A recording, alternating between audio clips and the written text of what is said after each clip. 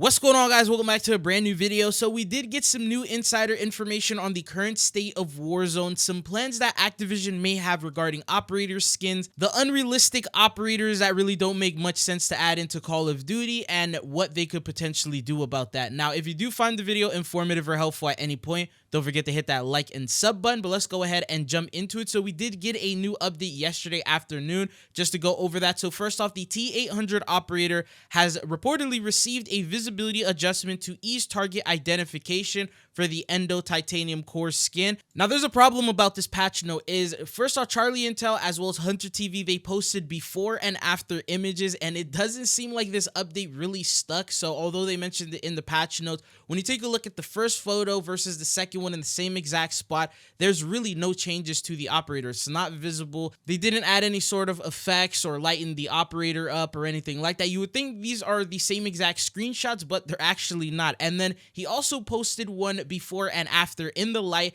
and you can also see the same exact thing once again. So not much of a difference going on. It more than likely means that whatever update they did push out didn't actually go through, and they're probably gonna adjust that with maybe the next one.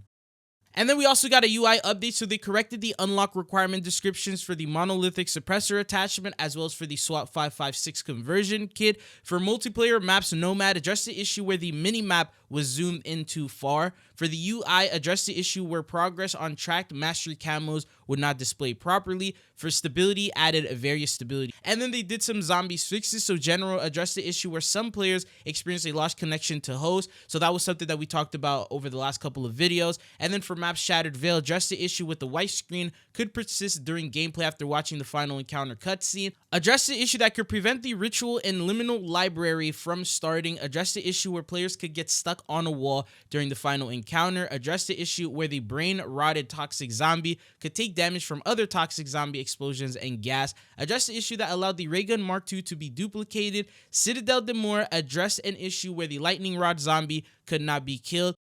For weapons, Dragon's Breath Fire mod addressed the issue where weapon melee attacks with this attachment would inflict fire damage. Gobblegum's Nowhere But There addressed the issue where players could teleport into armories. Stability addressed various stability fixes. Now, they did do another update for Warzone side of things, not the biggest, but they said right here, general global graphics, the same thing with the T800 operator skin. And then for the Battle Royale mode, ground and supply box loot, the following weapons have been removed from ground loot and supply boxes: the DM10 marksman rifle, the Sarkov marksman rifle, and the SVD sniper. And then for bug fixes, fix the issue causing primary weapons to drop to the ground when looting a loadout crate. Fix the issue that caused buy stations to display incorrect label types on items after playing consecutive matches on different playlists. So those are the patch notes that we ended up receiving. Now, going on to the main topic that we have for today, we did receive some new insider information on Activision and Raven Software's thoughts behind the Season 3 update, future plans, future updates, and some questions that many players have had in regards to operator skins, realistic versus non-realistic. So first off, the Ghost of Hope, who reports this insider information, said, report, Activision/Raven Software are excited with the numbers they've seen for players returning and playing Warzone after the launch of Verdansk. The update has exceeded expectations. Now, although at the moment it's not something that they have officially announced, you can tell that Call of Duty is a little excited with the way that they're tweeting. They tweeted out the other day thanking pretty much all of the studios, saying like it made it seem like it was a very successful launch. Usually numbers aren't going to come out until maybe a week after the update goes live. I'm guessing we can see that either tomorrow or maybe the start of next week. They're going to give us a detail on maybe how many players played the game, how many hours they spent on it. Very similar to what they did with the launch of Black Ops 6.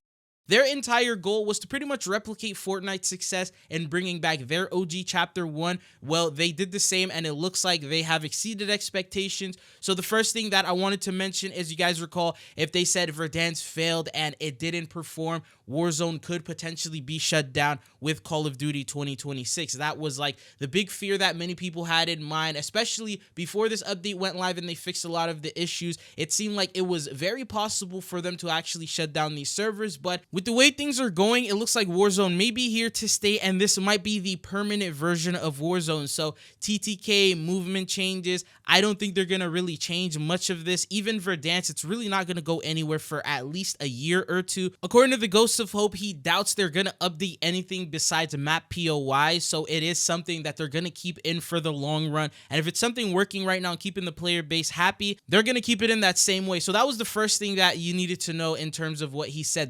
The second thing is he said Xbox Game Pass store numbers are off the charts compared to what they used to be. They have seen an uplift in BO6 sales and download as well because of this update. So even though they brought Verdansk back, it's a free-to-play experience.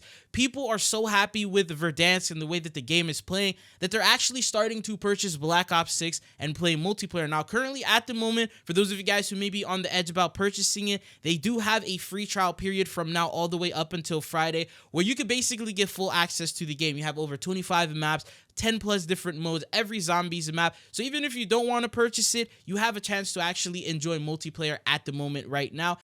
And surprisingly, multiplayer side of things, it's very stable. There hasn't been much issues with like the game breaking or crashing as much as Warzone did. So I'm guessing people are happy with Black Ops 6 multiplayer, and that's sort of proving it with the store numbers in PlayStation as well as Xbox. Now, the next thing that I want to talk about, this is actually pretty big. They said they are talking about showing more restraint with Warzone for skins, bundles, and microtransactions. Crossovers are printing money, but they hear the criticism that the game is starting to look stupid. Now, the main issue that they're facing here is they have to find that equal balance because there are players that love these types of operator skins. They love the crossovers. They look forward to them whenever they introduce them. For example, Ninja Turtles. It was definitely a pretty popular collaboration, and many people purchased the bundles, and they did say they were printing money from the sales that they were making from these.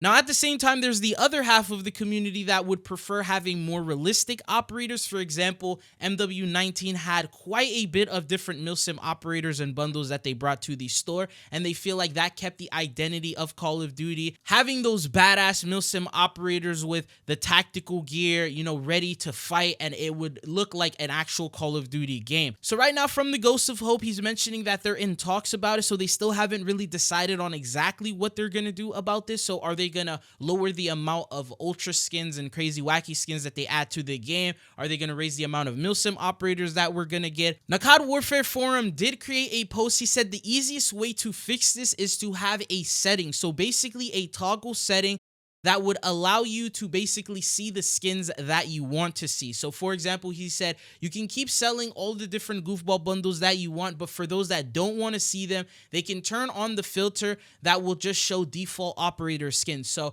if someone has a crazy Terminator skin that maybe is paid to win, or someone's using the Shark operator skin, they can go into that setting, turn it off, and it'll look like a regular typical default operator skin. This is a concept that I made of the Bully Tactical Operator skin. So this is a bundle that's going to be dropping in the store for Stone, known as Bulldog. And a lot of people were saying that this operator skin is actually really sick, except for the fact that it is a dog. For example, when you look at the tactical gear, you take the head off, that looks like an operator skin that many of the Milsim fans would purchase. But the reason they're not going to buy it is because of the fact that this is a Bulldog instead of an actual operator. So imagine if you can turn that off and then have an after version to where it's actually a regular operator, maybe in like the same outfit. In this case, I put Adler on it just so you can get an idea of what that could potentially look like.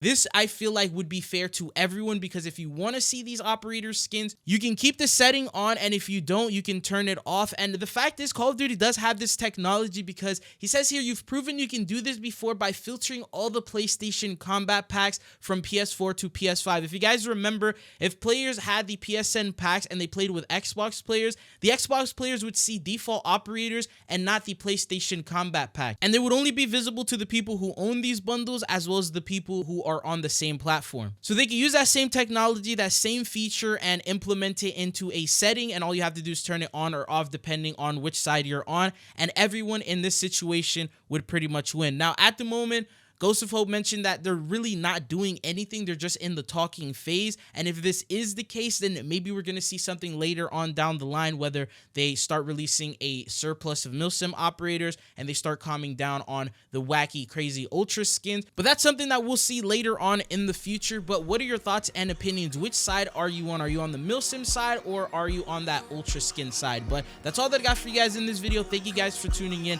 and hopefully I'll be seeing you guys back on the channel again. Peace.